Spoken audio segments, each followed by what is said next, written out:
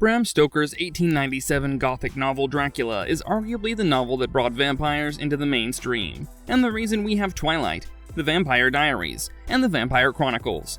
The novel has inspired a lot of films as well, and one of them is the 2004 Stephen Sommers film Van Helsing, which stars Hugh Jackman as the vampire hunter Gabriel Van Helsing. Based on Abraham Van Helsing, Gabriel Van Helsing hunts all kinds of creatures, from vampires to werewolves. The film featured a smorgasbord of famous horror characters, like Dr. Victor Frankenstein, Dr. Jekyll, and Count Dracula. Let's take a peek behind this film today and find out some interesting trivia about it. Tap that subscribe button and strap into your seats. The ride is about to begin.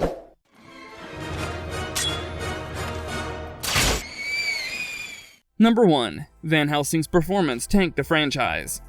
Van Helsing was made with a lot of ambitious plans. Universal Pictures was super sure that Van Helsing would break all records at the box office, and they had begun working on a sequel even before the first film had hit theaters. They also had written out checks to keep the original Transylvania sets, hoping to use them again for shooting the sequel.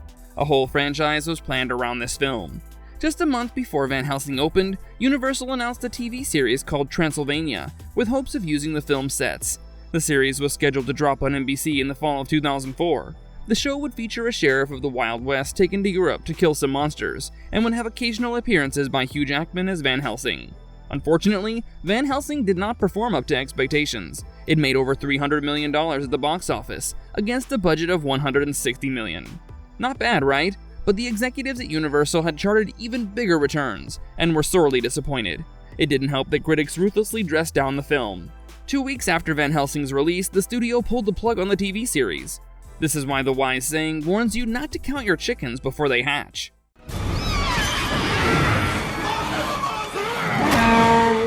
Number 2. The Broken Arm.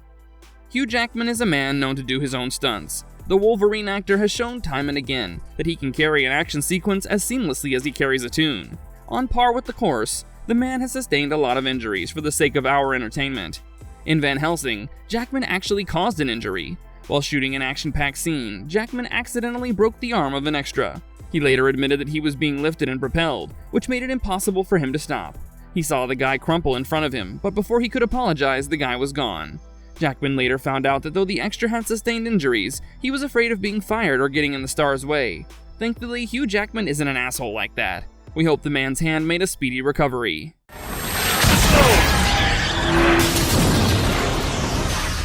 Number 3. Innovative werewolf transformation.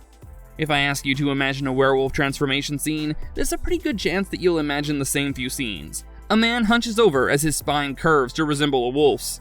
He grows humongous, his skin turning gray or black, as hair begins to grow rapidly everywhere.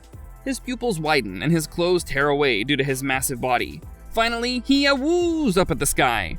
Stephen Sommers didn't like this cliched transformation and decided to make it a bit different. The transformation scene in Van Helsing is very unique. As the man gives way for the wolf to emerge, the skin is ripped off the character to reveal the wolf beneath.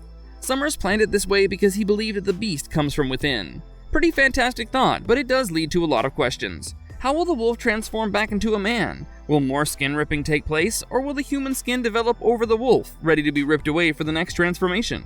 Please do us a favor and ask Sommers these questions the next time you run into him.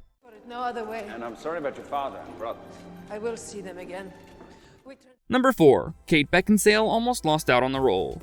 Van Helsing is full of memorable performances. One of the most eye-grabbing characters in the film is Anna Valerius, the badass Transylvanian played faultlessly by Kate Beckinsale.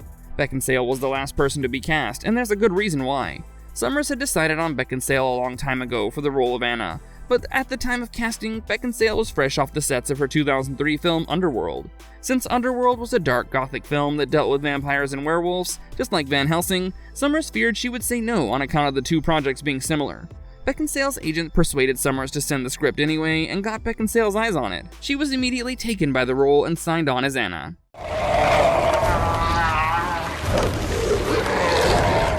Number 5. Monster homages. Van Helsing is a huge homage to many of the iconic movie monsters that Universal Pictures featured in its films of the 1930s and 1940s. If the set where Van Helsing and Anna Valerius battle the three brides of Dracula looked a bit familiar, that's because it's the very place where the 1931 films Frankenstein and Dracula and the 1941 film The Wolfman were shot. The set is called the Court of Miracles, which you can still see as a part of the studio tour at Universal Studios Hollywood. That's not the only connection. The bumbling friar Carl, played by David Wenham, is named in honor of Carl Laemmle, who was the head of Universal Studios when Frankenstein, the Wolfman, and Dracula were made. Because of all this homage, Mr. Hyde sticks out like a sore thumb. The only studio to make a Jekyll and Hyde film during the 1930s and 1940s was Metro-Goldwyn-Mayer, Universal's rival. Later in 1953, Mr. Hyde was a prominent feature in the comedy film Abbott and Costello Meet Dr. Jekyll and Mr. Hyde.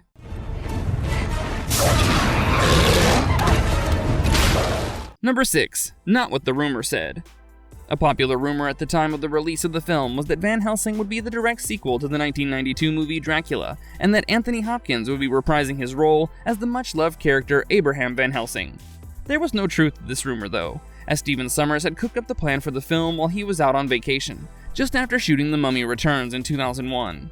He changed Abraham's name to Gabriel because Sommers didn't think his film could have a lead character named Abraham. It's possible he landed on Gabriel to give it the Archangel connection.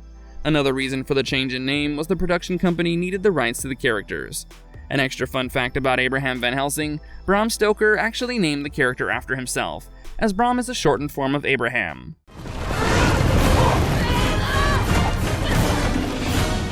Number 7. The Cable Cam Setup. Van Helsing set a milestone by being the first feature film to ever use a cable cam setup. A cable cam setup can be achieved by tying a line between 2 points and then mounting a motorized camera carriage on it. To this carriage, a camera is connected, often on a gimbal. Cable cam setups are the best for capturing tracking shots where the characters are constantly in motion, and also help in taking smooth aerial shots.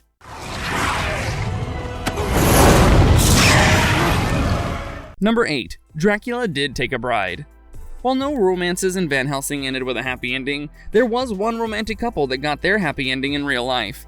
Australian actor Richard Roxburgh, who played Dracula, met Italian actress Silvia Colloca, who portrayed Verona, one of Dracula's brides, on the set of Van Helsing. A year later, they tied the knot. Colloca later reminisced about meeting him on the sets and being completely enamored by him the moment she saw him at the read-through. Richard Roxburgh has also mentioned that the film will always be a treasured one, a heaven sent, as he met his bride there. He also admitted that the attraction was instantaneous. Both of them had just come out of relationships and were not really on the lookout for another one, but a few months later, they decided to go out. 20 years later, the couple has 2 kids and are still going strong.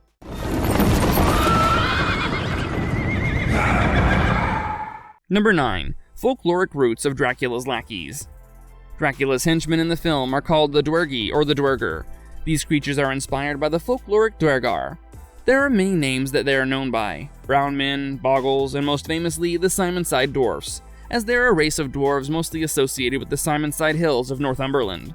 They're said to be short and dressed in lambskin coats, moleskin outfits, and hats made of moss. According to legends, these dwarves loved leading travelers astray after dark, using lighted torches to lure them into bogs. Their name, Dwergar, is taken from the Anglo-Scottish word for dwarf, dwerg, and the Norse word for dwarf, dvergar. You have to stop for a little chat with your sister. Leave her out. Number 10. A formula film. Universal Pictures wanted to remake all their iconic monster movies through a new lens. To this end, they decided to replicate the formula that had worked for The Mummy and The Mummy Returns. Just like The Mummy had taken cues from Indiana Jones, Van Helsing was to draw inspiration from James Bond films. While there aren't many hints of the film borrowing from the Bond franchise, Carl loading up Gabriel with weapons is a tribute to the scenes where Q provides James Bond with the latest and most technological advanced gadgets before he sets out on his missions. At the time of filming, Jackman was also rumored to be the next Bond. They were almost superstitiously insistent on getting the formula right. Not only did they get Sommers, The Mummy's director, to direct Van Helsing, they also released it on May 7, 2004, which marked the 5-year anniversary of the release of The Mummy. Their formula was simple: classic monster and an action-adventure lens, but with a modern twist. Though this formula was successful to some extent, Van Helsing didn't reach The Mummy's level of fame, as there was much more to The Mummy than a single-dimension formula.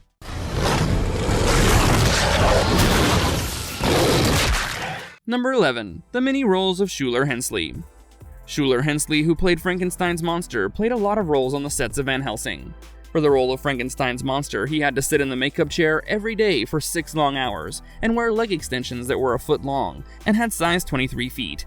Hensley stood in as a body double for Mr. Hyde, as Mr. Hyde was going to be CG'd in. He used to wear a cardboard cutout of Mr. Hyde's face above his head so that Hugh Jackman knew where to look while shooting the scene. Hensley also took it upon himself to entertain the kids on set between takes. He would do so by singing to them. Speaking of Hensley, this is not the only time he's played Frankenstein's monster, as he reprised the role in Mel Brooks' 1974 stage adaptation Young Frankenstein. The play was performed at the Hilton Theater from November 2007 to January 2009.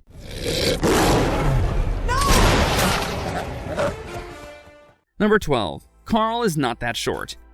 Fans of the movie might notice that Friar Carl looks very short compared to Van Helsing. If you compare the actors' heights, you would be surprised. Hugh Jackman is 1.88 meters tall, while David Wenham, the actor who portrays Carl, is 1.78 meters. Not a marked difference at all. To make Carl look shorter, they dressed him in oversized clothing and made him hunch or crouch down in each scene. Hugh Jackman was also given lifts to look taller. With the help of some forced perspective shooting, Carl was thus made to look smaller.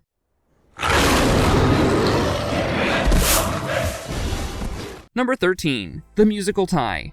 Stephen Sommers went to see the Broadway performance of Oklahoma and decided that the actor charmingly portraying the role of Cowboy Curly McLean would be his Van Helsing. Sommers really is a visionary because he picked the perfect Van Helsing by seeing Jackman act in a role that couldn't be more different from the serious vampire hunter. Coincidentally, Schuler Hensley, who would play the role of Frankenstein's monster, was also in the same production, playing Judd Fry.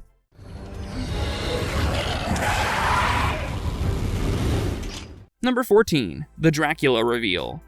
If you thought that the climax scene is the one where Dracula shows off his true form, you thought wrong. You can see Dracula's true form in a blink and you miss it scene when he's talking to Dr. Frankenstein and the lightning flashes. If you pause and study the scene, you'll be able to see the true form of Dracula, complete and accurate to the last detail, in this tiny flicker. Dracula actor Richard Roxburgh told interviewers that he was inspired by Klaus Kinski's acting in Nosferatu and Gary Oldman's portrayal of the vampire in Bram Stoker's Dracula. He also revealed that his transformation into the old vampire involved darker hair, as he wanted him to look like a faded aristocrat in the sense of a Romani leader.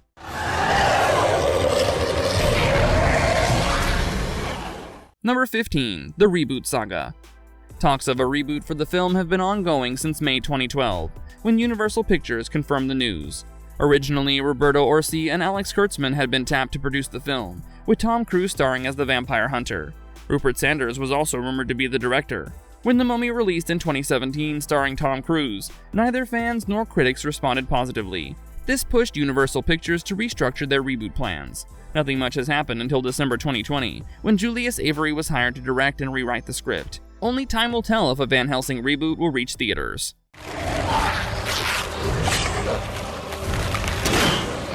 Marvelous verdict. These were all the facts about Van Helsing. Did we forget any of your favorites? Let us know in the comments below and we'll take note of it. If you liked the video, tap on that thumb. We'll soon be back with more awesome stuff, but until then, take care.